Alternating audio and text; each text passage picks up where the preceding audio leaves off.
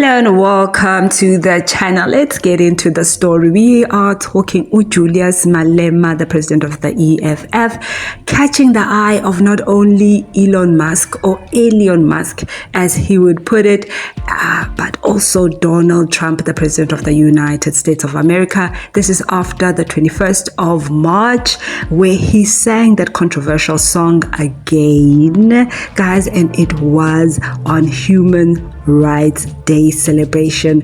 Was it appropriate, or was he just being controversial in order to gain, more popularity, or is it a form of resistance from monopoly of the United States and other democracies? Let's take a look at this one further. Please give this video a thumbs up in support of this channel. Thank you so much for joining us. Let's continue.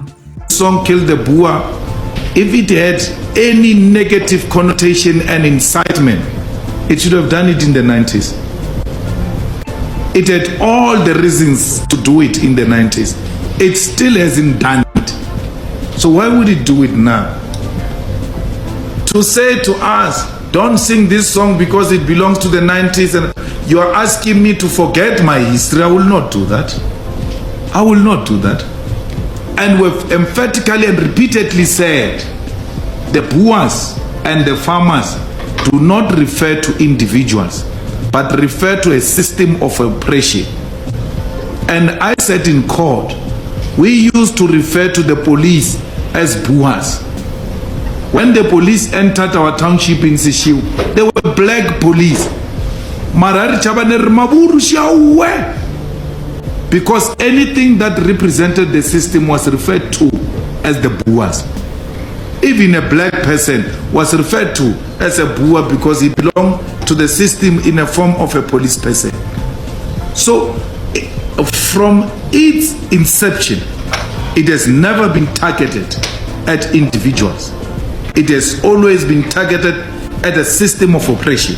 As you can hear, Malema trying to explain away his thoughts, and it made sense at that time, right? But in this context, the Americas are not taking any of it in that way. So on the 21st of March 2025, it is Human Rights Day in South Africa, and according to the South African Constitution, this is a right that every citizen enjoys, whether you are black or white. We must not be intimidated by Elon Musk, and everybody who stands with him.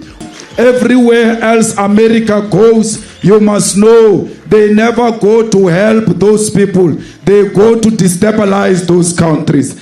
Now they want to come to South Africa and destabilize it. So now here comes Julius Malema singing this controversial song again, igniting criticism from America, and Elon Musk put out this tweet. And of course, Donald Trump also reiterated the same sentiments. Now guys, let's not even lie, in South Africa there will be people who will die. You know why?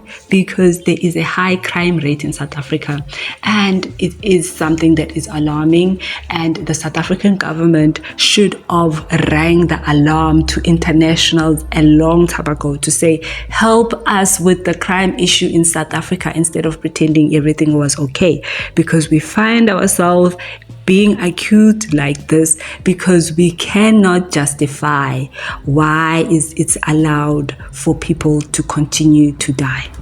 Whether they are black or white, obviously when they are white it's worse according to America, but the truth is double numbers of people die in the black community than in the white. None of it should be justifiable, whether you're black or white, but it just goes to show that there is an issue where the South African government does look like it's doing something, but it is not enough to curb the increasing crime rate, and the economic climate in South Africa does not make it any easier with the influx of illegal migrants who are coming in to take those low-end jobs that any person would be able to do without skill. But in terms of it being targeted, particularly with an aim to GO side, it is not true. It is just crime for economic survival.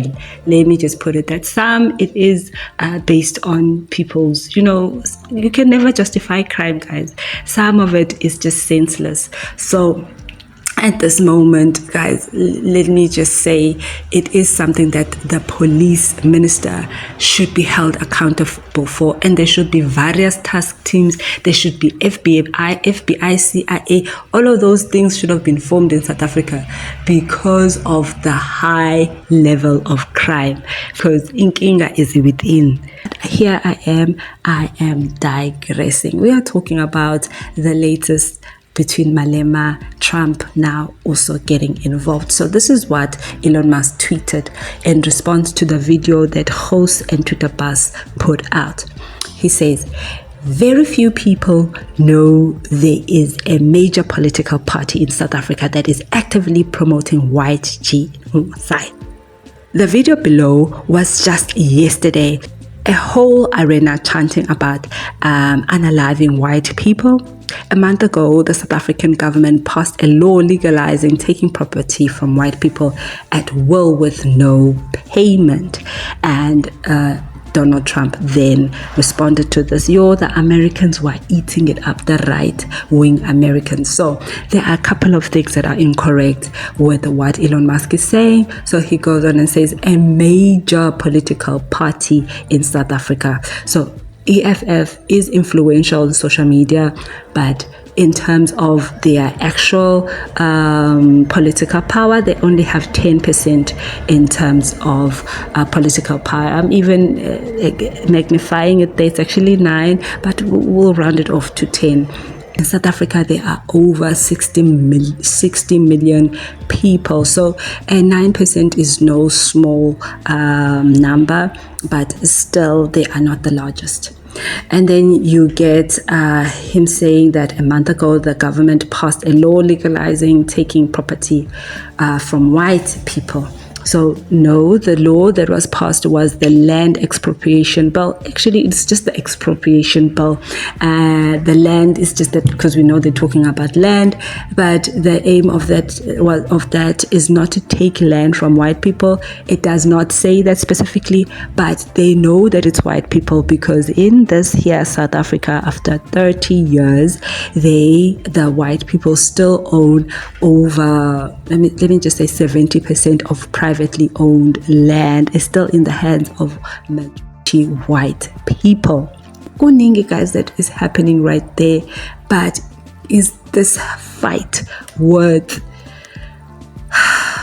the stability of South Africa? Is this fight worth the economy of South Africa? Does the economic freedom fighter have a strategy for poking the bear? Because right now, Trump and Elon are the bear. They are terrorizing their own citizens there in America, cutting and breaking all of their constitutional laws.